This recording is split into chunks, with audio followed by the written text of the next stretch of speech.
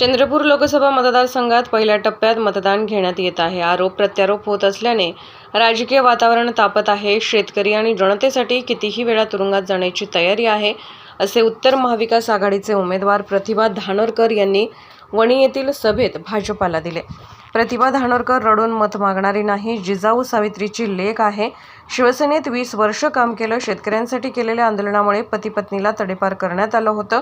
त्यामुळे शेतकरी आणि जनतेसाठी कितीही वेळा तुरुंगात जाण्याची तयारी असल्याचे उत्तर दिले आहे.